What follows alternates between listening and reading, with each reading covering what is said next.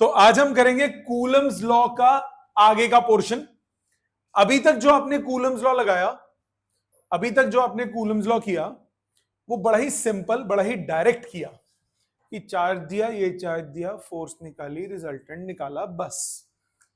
अब हम लगाएंगे कूलम्स लॉ में तड़का। कैसा तड़का? पहली बात, कूलम्स लॉ हर जगह एप्लीकेबल नहीं होता। कूलम्स लॉ हर जगह एप्लीकेबल नहीं होता।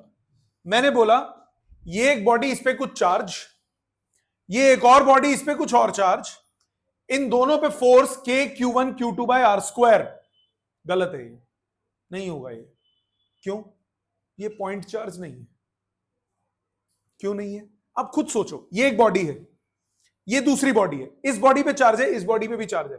इसकी टिप से इसके हर पॉइंट का डिस्टेंस कुछ है, अलग अलग है ना हर पॉइंट का डिस्टेंस। मतलब इसका एक सेक्शन इसके हर सेक्शन पे अलग डायरेक्शन में फोर्स देगा। तो आपको क्या करना पड़ेगा? रिजल्टेंट निकालना पड़ेगा। तो डायरेक्टली कूलम्स लॉ कभी भी सिंपली बॉडीज में एप्लीकेबल नहीं होता कि मैं कहूं इस बॉडी पे इतना चार्ज, इस बॉडी पे इतना charge, K Q1 Q2 by R square, answer आ गया ना ऊना चौलबे। दूसरी बात, ऐसा आपने कब करा? आपने कूलम्स लॉ पढ़ते वक्त एक चीज पढ़ी होगी, कई न्यूमेरिकल्स में आपको लिखा होगा कि when distance is much large as compare to size of the sphere. उसका क्या मतलब है? कि उसका मतलब यह है कि डिस्टेंस के कंपैरिजन में हम स्फीयर को क्या मान रहे हैं? Point mass. तभी कूलम्स एप्लीकेबल है। तो पहला पॉइंट लिखिए आज का, Coulomb's law, Coulomb's law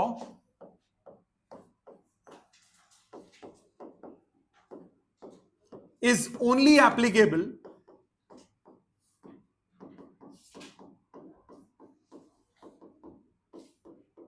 for point charges। सिर्फ जो पॉइंट चार्ज है, कूलम्स लॉ सिर्फ उसी के लिए एप्लीकेबल होगा। अगर पॉइंट चार्ज है तो कूलम्स लॉ सिर्फ उसी के लिए एप्लीकेबल है, सबके लिए एप्लीकेबल नहीं है। पहली बात समझ में आ गई? तो कूलम्स लॉ सिर्फ पॉइंट चार्जेस के लिए एप्लीकेबल है। अगर charge, if charge is distributed on the body, then we must use integration।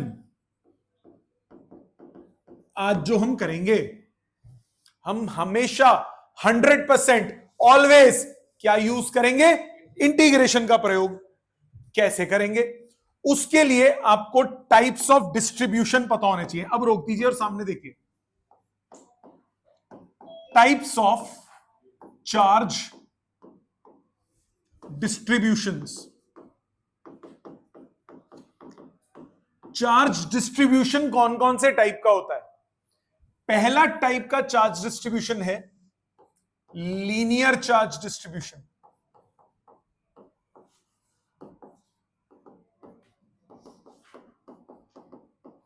अगर चार्ज एक लेंथ के अलोंग डिस्ट्रीब्यूटेड है, इसको बोलेंगे लीनियर चार्ज डिस्ट्रीब्यूशन। इसमें हम डिफाइन करते हैं लैम्डा। लैम्डा होता है dq बाई dl। यह कहलाता है लीनियर चार्ज डेंसिटी। यह कहलाता है लीनियर चार्ज डेंसिटी। मतलब अगर इसमें मैं एक dl लेंथ ले रहा हूं तो इस पे dq चार्ज होगा। क्यों ऐसा लेना पड़ रहा है? सिंपल सा रीजन, इसीलिए हमें ऐसा लेना पड़ रहा है क्योंकि हम सिर्फ पॉइंट चार्जेस के लिए ही फोर्स का एक्सप्रेशन लगा सकते हैं, डिस्ट्रीब्यूटेड के लिए नहीं लगा सकते। जैसे यहां पे एक पॉइंट है, ये डिस्ट्रीब्यूटेड चार्ज है, मैं बोला इस डिस्ट्रीब्यूटेड चार्ज की वजह से इस पे फोर्स निकालो, तो आप क्या करोगे? इसके टिप की वजह से निकालोगे, इसके हल्के नीचे वाले पॉइंट की वजह से निकालोगे, सबकी क्योंकि डायरेक्शंस फर्क होंगी ना, तो आपको इंटीग्रेशन का तो यूज करना ही पड़ेगा। डायरेक्शन भी फर्क होगी, डिस्टेंसेस भी फर्क हो गए, तो आपको इंटीग्रेशन का यूज करना ही पड़ेगा। वहां पे हम ये कंसेप्ट यूज करते हैं। पहला क्या मैंने बोला? Linear charge density. ये होता है चार्ज पर यूनिट लेंथ। इसके यूनिट्स क्या हो जाएंगे? dq by dl। Sorry, I am so sorry, भावनाओं में बह गया था मैं थोड़ा सा। dq by dl। इसके यूनिट्स क्या होंगे? इसके यूनिट्स होंगे कूलम पर मीटर। इसके यूनिट्स क्या होंगे? Coulomb per metre. दूसरी टाइप की चार्ज डेंसिटी है, उसको बोलते हैं surface charge density, surface charge distribution. Surface charge distribution कैसी होती है? ये एक सरफेस है, इस सरफेस पे एरिया में चार्ज डिस्ट्रीब्यूटेड है, एरिया में चार्ज डिस्ट्रीब्यूटेड है। इसमें अगर आप एक छोटा सा एरिया ले रहे हो ds, उस पे चार्ज है dq, तो इसमें डिफाइंड होता है सिग्मा dq बाई ds। ये कहलाता है surface charge density. Surface charge density का मतलब charge per unit area, unit क्या हो जाएगा? Coulomb per metre square. अगर हमें लीनियर चार्ज डिस्ट्रीब्यूशन की वजह से किसी पॉइंट पे फोर्स निकालनी है तो हम क्या करेंगे? एक छोटा सा एलिमेंट लेंगे, उसकी वजह से फोर्स निकालेंगे, इंटीग्रेट कर देंगे। अगर मुझे एरिया की वजह से निकालना है, एरिया का छोटा सा एलिमेंट लेंगे, उसकी वजह से फोर्स निकालेंगे, इंटीग्रेट कर देंगे। ठीक है। तीसरा टाइप का होता है volume charge distribution, volumetric charge distribution.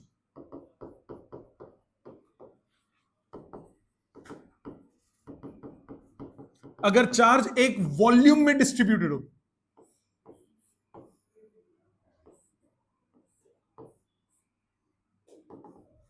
इस पूरे में चार्ज भरा हुआ है, तो इसको बोलेंगे वॉल्यूम चार्ज डिस्ट्रीब्यूशन। अगर मैं एक छोटा सा वॉल्यूम इसमें कंसिडर करूं, डीवी वॉल्यूम डीक्यू चार्ज का, तो इसमें हम डिफाइन करते हैं रो, ये होता है डीक्यू बाई डीवी। ये कहलाता है volume charge density.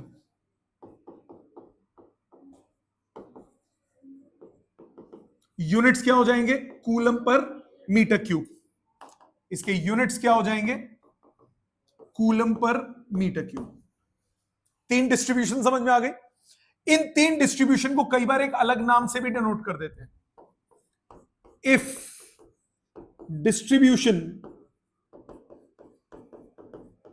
is uniform, then it is called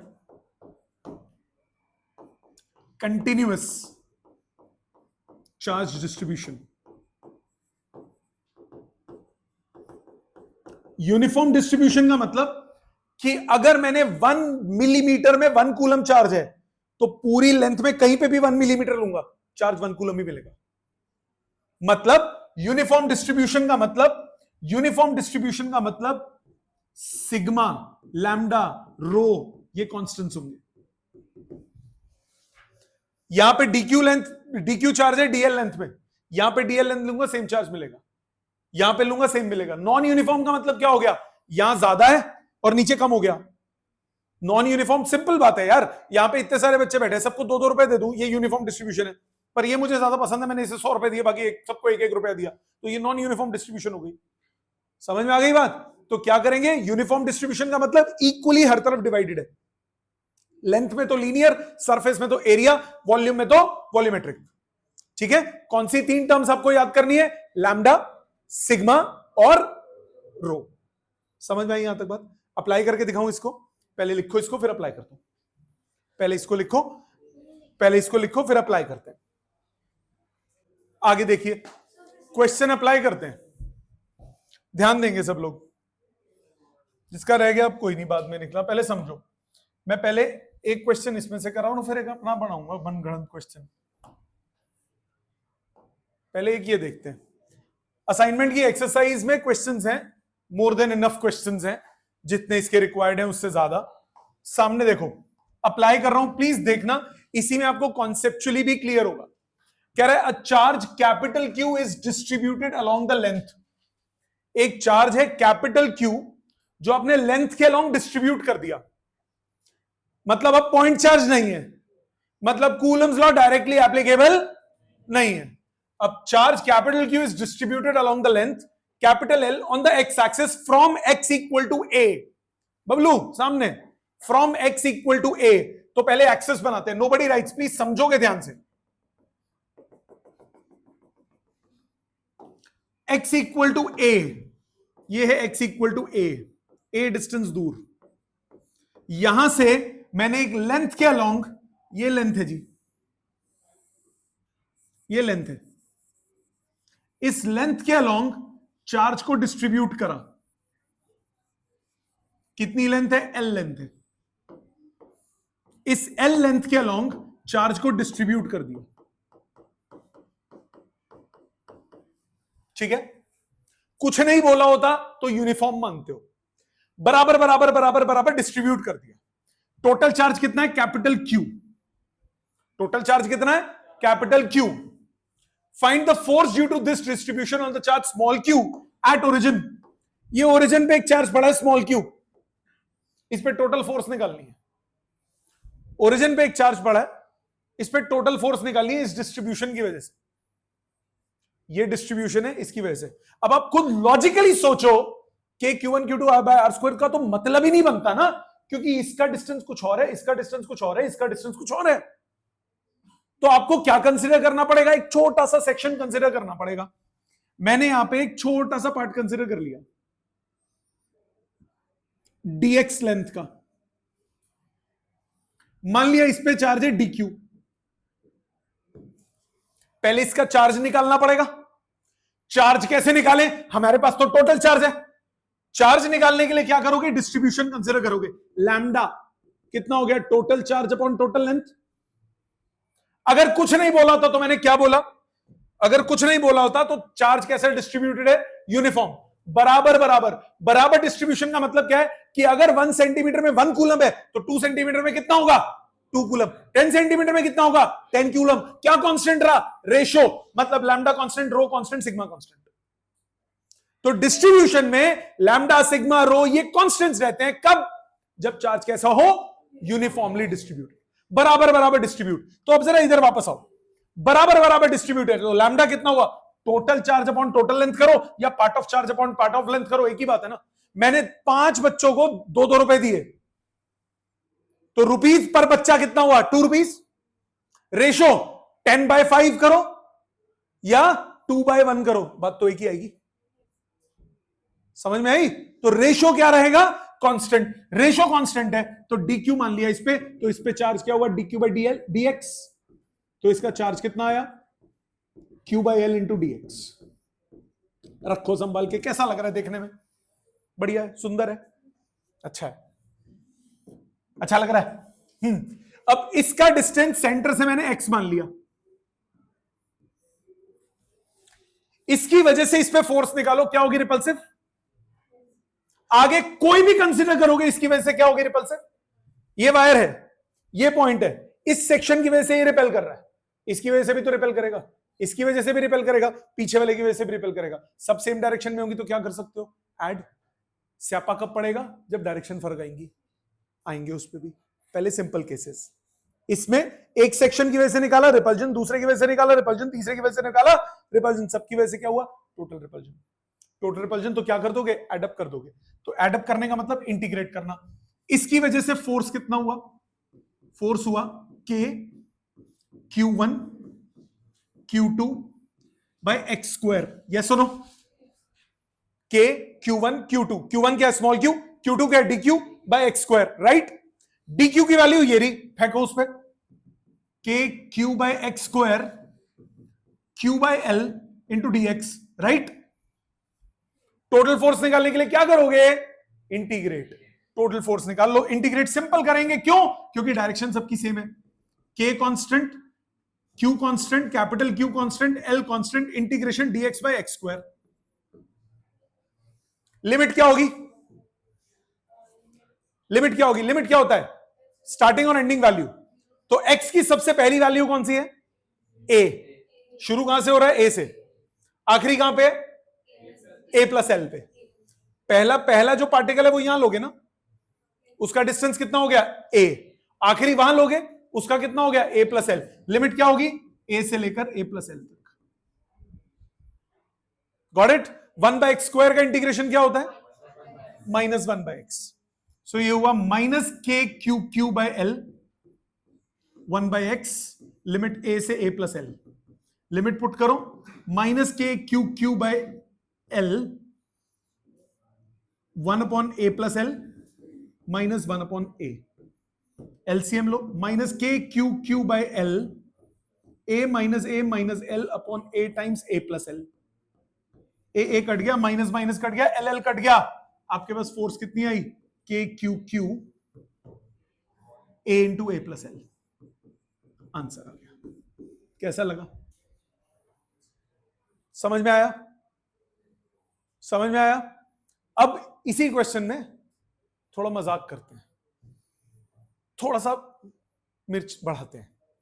suppose ये नॉन यूनिफॉर्म डिस्ट्रीब्यूशन का क्वेश्चन होता, मुश्किल वो भी नहीं है फुद्दू। आपको सिर्फ उस चीज को पकड़ना है जो मैंने बेसिक बताया, कि आप एक जब भी डिस्ट्रीब्यूशन होगी एक छोटा एलिमेंट लोगे, उसकी वजह से निकाल के इंटीग्रेट करोगे।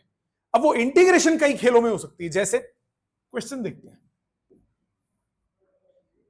आपको बोला a wire, a charged wire is kept along x-axis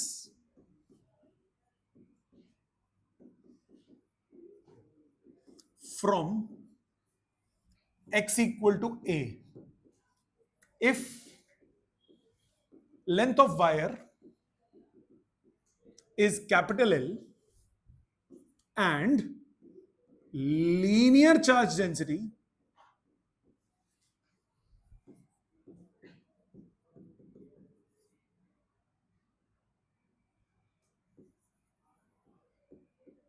depends on x according to relation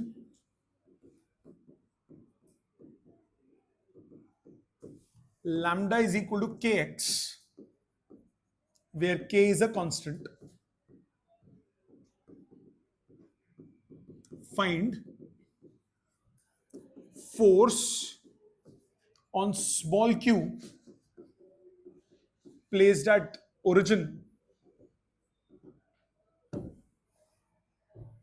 ये प्यारा सा क्वेश्चन है। क्या फर्क किया हमने? Exactly same. फर्क क्या है? चार्ज अब नॉन यूनिफॉर्मली डिस्ट्रीब्यूटेड है। चार्ज जो डिस्ट्रीब्यूशन है वो किस पे डिपेंडेंट है? एक्स पे, मतलब वो कांस्टेंट नहीं है। अभी पिछले वाले में लैम्डा आपने क्या लिया था? कांस्टेंट, तभी आपने इक्वेट कर दिया।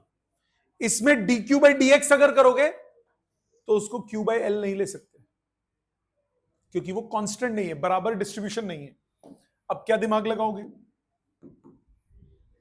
ये है जी ओरिजिन,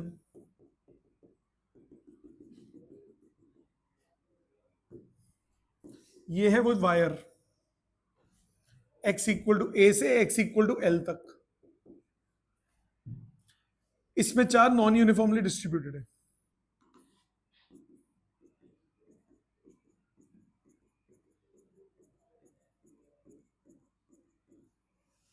पहले कम कम है, फिर ज्यादा ज्यादा है, या पहले ज्यादा ज्यादा है फिर कम कम है, मतलब बराबर बराबर नहीं है। यही सिचुएशन बोली। अब पिछले में क्या किया आपने? एक छोटा एलिमेंट लिया, उसकी वजह से फोर्स निकाली और इंटीग्रेट किया, राइट? इसमें भी वही करेंगे, बट पहले वो एलिमेंट जरा लेते हैं। मैंने एक छोटा सा एलिमेंट लिया, dx लेंथ का, चार्ज मान लिया इस पे dq, और इसको मान लिया ओरिजिन से x डिस्टेंस दूर। पहले इस पे चार्ज निकालना पड़ेगा। चार्ज होगा कितना? Lambda is equal to dq by dx, मानते हो? फर्क सिर्फ इतना सा आया, यहां पे लैम्डा की वैल्यू दे रखी है आपको x की टर्म्स में, कांस्टेंट नहीं है। लॉजिकल चीज तो वही है ना। तो dq कितना हुआ? लैम्डा dx, तो dq हुआ kx dx। dq कितना हुआ? kx dx। अब आप क्या करो? फोर्स का फॉर्मूला लगाओ। इस छोटे से बेबी की वजह से फोर्स हुआ इस तरफ, df। df कितना होगा? k q dq बाय चले एक्स स्क्वायर। तो k q by x square, और dx dq की जगह कितना आया? kx dx। मानते हो बेटा? एक x कट गया, एक x काट दो। एक काम करते हैं, इसको फिर k मत लिखो, क्योंकि k क्वेश्चन में कुछ और यूज किया है। इसको 1/4 पाई एप्सिलॉन नॉट लिखो, क्योंकि क्वेश्चन में k के लिए कुछ और वर्ड यूज किया हुआ है। 1/4πε0 लिखो। समझ में आया ना क्यों कह रहा हूं मैं? x से x कट गया, आपके पास आया k/4πε0 q dx by x। Integrate कर दो टोटल फोर्स के लिए। लिमिट क्या होगी फिर से? x इक्वल टू a से x equal to a plus l तक। 1/x का इंटीग्रेशन क्या होता है? log x। 1/x का इंटीग्रेशन होता है log x। So kq/4πε0 natural log of x limit a से a plus l। So kq/4πε0 log a plus l minus log a। log a minus log b क्या होता है? log a by b। Natural log of a plus l upon a। Logic समझ में आया? Clear? पक्का? Sure? 100%? Please इतना लिखो पहले, फिर और करते हैं वैरायटी। दोबारा बेटा देख, पहले हमने क्या किया था? एक छोटा सा एलिमेंट लिया, उसकी वजह से फोर्स निकाली, स्मॉल चार्ज निकाला उसका और फॉर्मूले में डाल दिया। अभी भी वही किया, बट पिछले वाले में क्या था? वो डिस्ट्रीब्यूशन कांस्टेंट थी। सो लैम्डा को क्या लिखा? Total charge upon total length. या लैम्डा को total charge upon total length नहीं लिखेंगे, जो बोला है वो क्या है, पुट किया, वेरिएबल बदल गया। ठीक है, प्लीज लिखिए इसको। कोई डाउट हो तो अभी बोलिएगा। नेक्स्ट, आगे ध्यान दो, पहले आगे ध्यान दीजिए। अब थोड़ा डिस्ट्रीब्यूशन बदल रहे हैं, please pay attention, please pay attention. Question साथ में लिखिए। A charge capital Q is distributed uniformly along a semi-circular ring of radius small a। एक चार्ज है, कैपिटल Q चार्ज है, उसको आपने यूनिफॉर्मली डिस्ट्रीब्यूट किया सेमी सर्कल में और उसका रेडियस है स्मॉल ए। फाइंड नेट फोर्स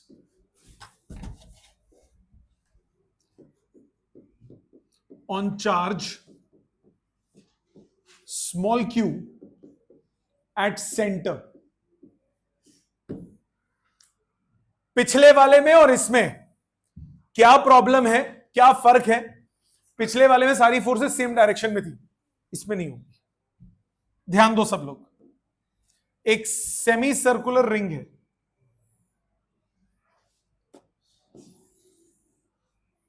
मर पड़ा, एक सेमी सर्कुलर रिंग है। इस सेमी सर्कुलर रिंग में यूनिफॉर्मली डिस्ट्रीब्यूटेड चार्ज है। लिखना नहीं, समझोगे फिर। समझो इसको, दो मेथड से करूंगा इस क्वेश्चन को। पहला मेथड जो इसके लिए एप्लीकेबल है, दूसरा जो इजी कर देता है। पहला जनरल कर रहा हूं।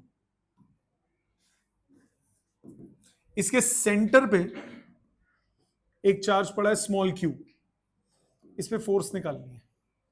सिचुएशन समझ में आई? डिस्ट्रीब्यूटेड चार्ज के लिए फोर्स निकालने के लिए क्या तरीका बताया मैंने? एक छोटा एलिमेंट लोगे, छोटे एलिमेंट की वजह से फोर्स निकालोगे और इंटीग्रेट करोगे। यहां इंटीग्रेशन ना थोड़ी तबाही वाली है। कैसी? देखते हैं जरा। नोबडी राइट्स, प्लीज समझेंगे पहले। एक छोटा सा एलिमेंट लिया, इस पे कुछ चार्ज होगा, इसकी वजह से कुछ फोर्स होगी। कहीं और लूंगा, फोर्स की डायरेक्शन भी बदल जाएगी ना। दिक्कत हो गई। तो यहां तो डायरेक्शन चेंज हो गई। अब क्या करें? अब सिंपली इंटीग्रेट नहीं कर सकते। अच्छा जी, तो क्या करें? मान लिया ये थीटा एंगल पे पॉइंट लिया आपने, तो ये थीटा एंगल होगा। डीएफ के दो कंपोनेंट्स होंगे, एक along X axis DF cos theta, एक along Y axis DF sine theta. Right? It is but obvious कि ओवरऑल डीएफ कॉस थीटा 0 होगा, क्योंकि इस क्वाड्रेंट के जितने होंगे वो सब इस तरफ रिपेल करेंगे, इस क्वाड्रेंट के जितने होंगे वो सब इस तरफ रिपेल करेंगे, तो कॉस कंपोनेंट कैंसिल हो जाएंगे कि नहीं हो जाएंगे? Isn't it? ये आया था पिछले साल के पेपर में बोर्ड में क्वेश्चन, जो मैं कह रहा हूं रीजन रिसर्शन वाला, वो ये क्वेश्चन था कि सेंटर पे बताना था कि फील्ड किस डायरेक्शन में होगी। इसमें मैं फोर्स कर रहा हूं, वो फील्ड की टर्म्स में था, तो उसमें डायरेक्शन बतानी थी सिर्फ, तो डायरेक्शन होगी इस डायरेक्शन में अलोंग वाई एक्सिस। क्यों? ये सारे मिलके इस तरफ फोर्स देंगे, ये सारे मिलके इस तरफ देंगे, तो इधर वाला कंपोनेंट इधर वाला कंपोनेंट कैंसिल हो जाएगा, इसके दोनों के नीचे वाले कंपोनेंट क्या हो जाएंगे? Add up. ये हो गया लॉजिकल थिंकिंग। अब हम आ जाते हैं मैथमेटिकल थिंकिंग पे। मैथमेटिकली कैसे निकालूं कि भैया ये कैंसिल हो जाएगा? ये पक्की बात है, जितने भी हैं सबका एक्स कंपोनेंट या तो इधर होगा या इधर होगा, सबका वाई कंपोनेंट या तो नीचे होगा, नीचे ही होगा सबका, या अगर है तो कोई ऊपर होगा, अगर बाई चांस ये नेगेटिव होता तो, पर होगा अलोंग वाई एक्सिस ही। सो इस फोर्स को बेसिकली पहले आपको क्या निकालना पड़ेगा? फोर्स के लिए इस पे चार्ज निकालना पड़ेगा। ये जो एलिमेंट लिया, इस चार्ज, इस एलिमेंट के लिए मान लिया कि ये डी थीटा एंगल सबटेंड कर रहा है सेंटर पे, ए रेडियस है, तो इसकी लेंथ क्या होगी? A D theta. मानते हो? कैसे आया? जिसकी मैथ्स कमजोर है इधर ध्यान दो। डीएल बाई डीएल बाई ए कितना हुआ? डी थीटा हुआ कि नहीं हुआ? कहां से हुआ ये? Theta is equal to arc upon radius, पता है कि नहीं? Theta is equal to angle is equal to length of arc divided by radius. Radius कितना? ए, लेंथ ऑफ आर्क है डीएल, तो डीएल कितना हुआ? डीएल हो गया ए डी थीटा, डीएल हो गया ए डी थीटा। चार्ज निकालने के लिए क्या करोगे? लैम्डा लोगे। लैम्डा होगा चार्ज पर यूनिट लेंथ या फिर total charge upon total length.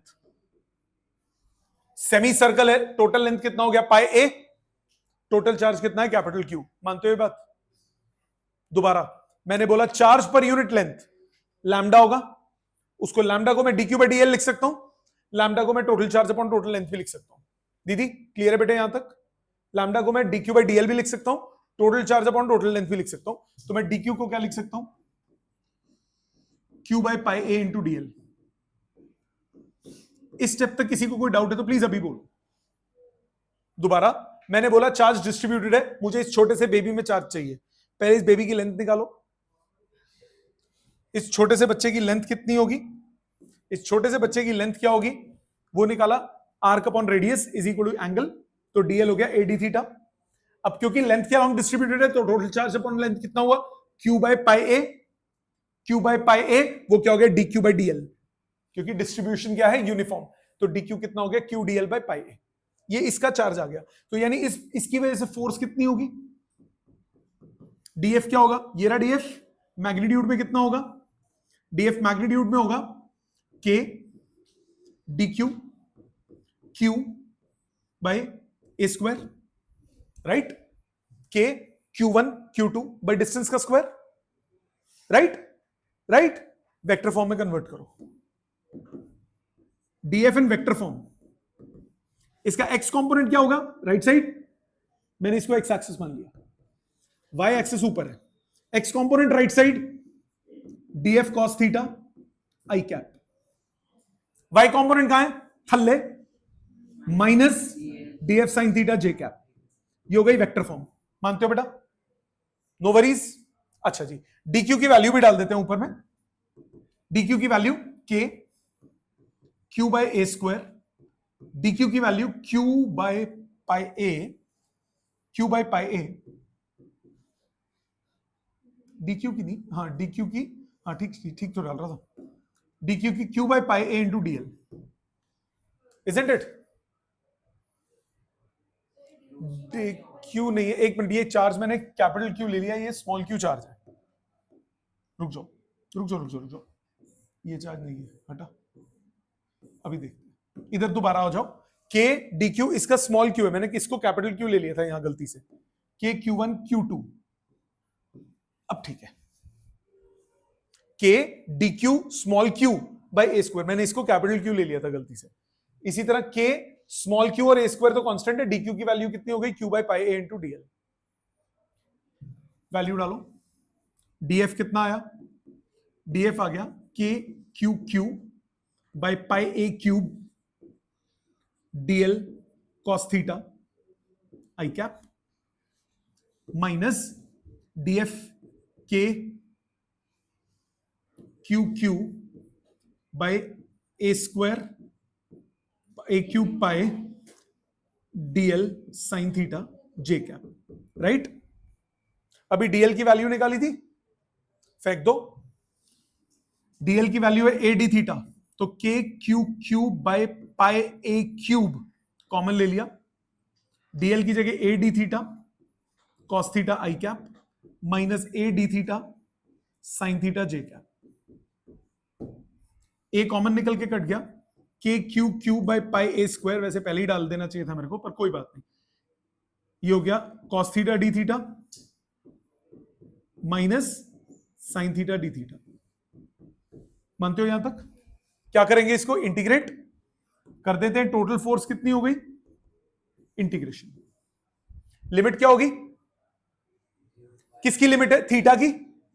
जो सबसे पहला एलिमेंट लोगे वो यहां लोगे, उसका एंगल कितना हो जाएगा 0 डिग्री।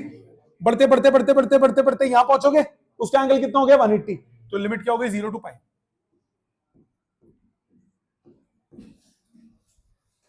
लिमिट हो गई 0 से 180। ये जनरल मेथड हो गया। अगर ये क्वार्टर सर्कल होता तो 0 टू पाई बाई 2 इंटीग्रेट होता, बाकी सब कुछ सेम रहता।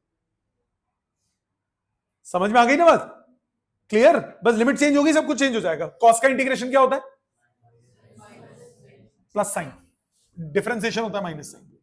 के Q Q by pi A square, cos का integration sine, limit 0 to pi I cap minus sine का integration minus cos, cos theta, limit 0 to pi J cap. Value डालो, K Q Q by pi A square sine pi minus sine 0 I cap cos pi minus cos 0 J cap. मानते हो? Sine pi क्या होता है 0, sign 0 क्या होता है 0। तो यानी ये वाली पार्ट पूरा कट गया। देखो एक्स एक्सिस के अलोंग 0 आ गया, अपने आप आया ना, क्योंकि जितना इधर था उतना इधर था, कैंसिल आउट हो रहा था। और कॉस पाई कितना होता है -1, कॉस 0 क्या होता है 1, -1 कितना हो गया -2। तो आपके पास फोर्स का वेक्टर फॉर्म में कितना आंसर आया, k Q Q by pi A square into -2 j cap. मतलब मैग्नीट्यूड कितना आया 2k q Q by pi A square along negative y axis. समझ में आया? लॉजिकली समझ में आया? ठीक है। लॉजिकली हुआ हो क्या रहा था भाई, ये ऐसे था, ये जो एलिमेंट है इसकी वजह से फोर्स इधर है, इसके बिल्कुल सामने अगर मैं एक एलिमेंट लेता हूं तो इसकी वजह से फोर्स इधर होगी। इसका कंपोनेंट लेफ्ट और डाउन, इसका राइट और डाउन, ये दोनों कट गए, ये दोनों ऐड हो गए। यहां पे जो भी एलिमेंट होंगे सबके साथ ऐसा होगा ना, हर पेयर के साथ होगा ना। तो इससे हमारे एक और मेथड निकलता है इस टाइप को सॉल्व करने के लिए, इसको बोलते हैं पेयरिंग मेथड। नाम कुछ भी ले लो, मैंने बनाया ये पेयरिंग मेथड, मतलब नाम मैंने बनाया। पेयरिंग से कैसे करोगे, मेथड 2 इसको सॉल्व करने के लिए। आपके पास ये सेमी सर्कल है, इस सेमी सर्कल में आपने एक छोटा सा एलिमेंट लिया, यही किया था, यहां तक कुछ चेंज नहीं करना। इसकी वजह से फोर्स मान ली dF1, इसकी वजह से फोर्स मान ली dF1, ये एंगल वही d थीटा, ये लेंथ हो गई A D theta. Total charge upon total length, small charge upon small length, small length dl लिया था ना, तो dq कितना था q bye pi a into dl। मैंने पिछले में क्या किया था, dl की वैल्यू बाद में डाली थी, अब पहले भी डाल सकते हो, कोई फर्क नहीं पड़ता। q bye pi a into A D theta, so q bye pi D theta, ये dq हो गया। आपने क्या किया, सेम लेंथ का एलिमेंट इसके बिल्कुल सामने ले लिया, सेम एंगल पे एक और लेंथ एलिमेंट ले लिया लेफ्ट साइड पे, इसकी वजह से फोर्स निकाली dF2। पहले dF1 की बात करते हैं, ये होगा K Q D Q, K small Q D Q divided by A square. df2 भी कितना हुआ, K small Q D Q by A square. Yes और नो? डिस्टेंस सेम है ना, सिर्फ डायरेक्शंस फर्क है। कंपोनेंट्स में ब्रेक करो, कंपोनेंट्स में ब्रेक करो। इसका एक कंपोनेंट इधर, एक इधर, इसका एक लेफ्ट साइड, एक नीचे। ये हुआ df1 cos थीटा, ये हो गया df1 sin थीटा। इसी तरह से ये हुआ df2 cos थीटा, नीचे हुआ df2 sin थीटा। सो आप बोलोगे horizontal components cancel out, horizontal components cancel out in pairs. Her pair cancel out होगा, एक सामने वाले को कैंसिल करेगा, ये वाला इसको कैंसिल करेगा, ये वाला इसको कैंसिल करेगा। Vertical components add up, vertical components जुड़ जाएंगे, तो टोटल फोर्स हो गई integration df1 sin theta plus df2 sin theta. df1 integration क्यों करेंगे, सिंपल, इनको पहले टोटल df निकालेंगे, df1 sin थीटा, इंटीग्रेशन अभी लगा रहा हूं, प्लस df2 sin थीटा। मतलब मैं टोटल नहीं जोड़ा, मैंने सिर्फ इस पेयर को जोड़ा, इस पेयर का टोटल ये आ गया। सो टोटल फोर्स होगी, इसका इंटीग्रेशन वैल्यू डालता हूं पहले, ये हो गया twice of K Q D Q by A square into sine theta. D Q की वैल्यू कितनी है, डी क्यू की वैल्यू कितनी है, Q by pi D theta. So 2k by A square into Q by pi D theta sine theta.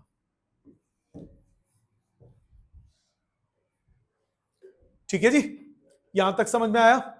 Q by pi D theta sine theta. Total force निकालना है, integrate करो, 2k by A square pi integration sign theta D theta.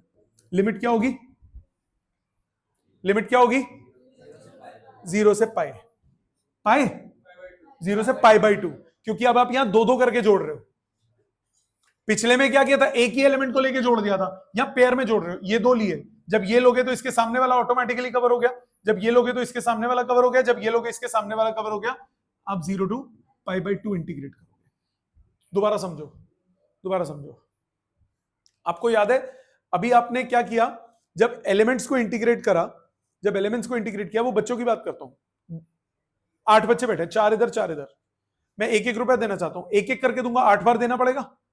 मैं pair में 2-2 रुपए के सिक्के, मैंने बोला चल ये तुम 2 के हो गए, ये तुम 2 के हो गए, ये तुम 2 के हो गए, ये तुम 2 के हो गए। कितनी बार दिया मैंने, 4 बार दिया ना, क्योंकि पेयर में दिया। तो अब ऐड कर रहे हो आप, पेयर में ऐड कर रहे हो, तो आधी बार ऐड करना पड़ेगा ना। ठीक है, तो अब आप 2-2 करके ऐड कर रहे हो। पिछले केस में क्या किया था, 1-1 करके ऐड किया था। इसमें आप कैसे ऐड कर रहे हो, 2-2 करके ऐड कर रहे हो। जब 2-2 करके ऐड करोगे तो आधी बार इंटीग्रेट करोगे ना, 0 से यहां तक कवर करोगे, तो ये अपने आप कवर हो गया कि नहीं हो गया। ठीक है, इंटीग्रेट करो। साइन का इंटीग्रेशन आजकल कितना होता है, माइनस कॉस। फोर्स कितना आया, 2k by A square pi minus cos theta. Limit 0 to pi by 2,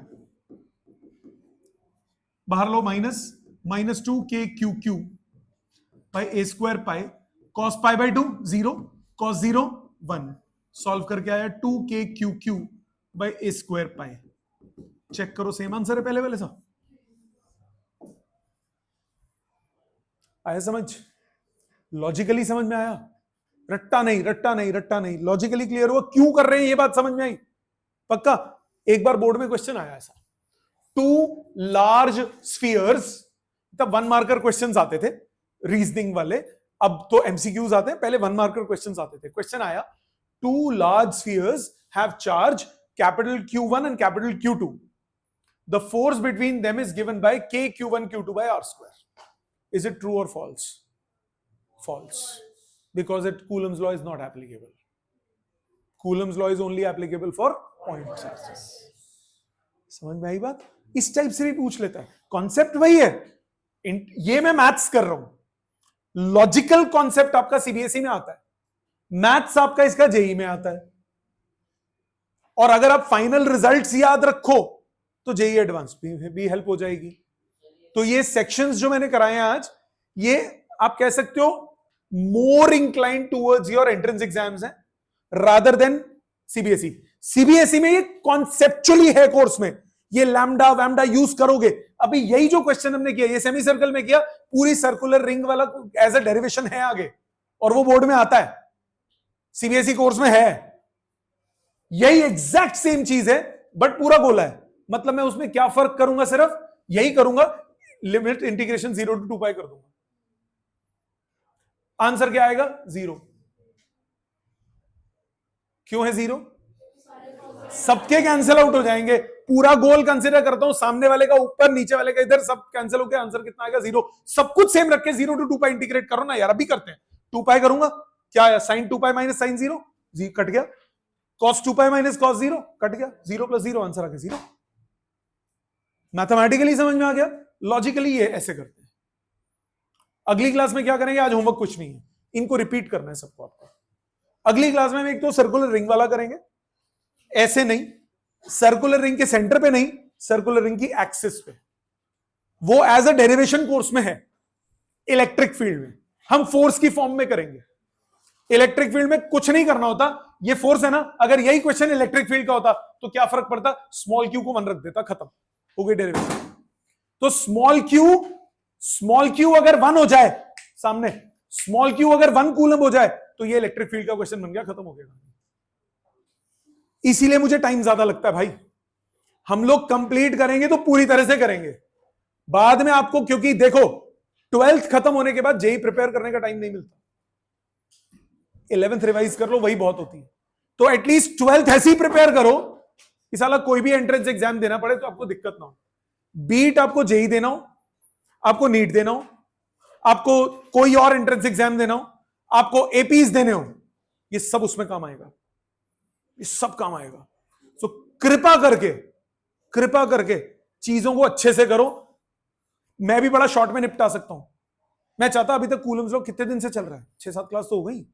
मैं चाहता कूलम्स लॉ निपट जाता। अभी भी मैं कह रहा हूं 4 क्लास और लगेगी मेरे को कूलम्स लॉ में, क्योंकि अभी मैं ये इंटीग्रेशन बेस्ड कर रहा हूं, फिर मैं इक्विलिब्रियम बेस्ड क्वेश्चंस कराऊंगा। बहुत कुछ है करने के लिए, बहुत कुछ है करने के लिए। हम नेग्लेक्ट नहीं कर सकते। इस पूरे चैप्टर में सबसे बड़ा पोर्शन ही हमारा कूलम्स लॉ का है। कूलम्स लॉ हो जाएगा, उसके बाद सुपरफास्ट एक्सप्रेस की तरह चलेंगे, और वो डेरिवेशंस फिर मैं नहीं करूंगा, तुम करोगे। बिना कराए डेरिवेशंस तुम करोगे। रट्टा नहीं मारना पड़ेगा, एक भी डेरिवेशन लर्न नहीं करनी पड़ेगी अगर आप ध्यान से करो चीजें तो। ठीक है, थैंक यू वेरी मच, मिलते हैं नेक्स्ट क्लास में।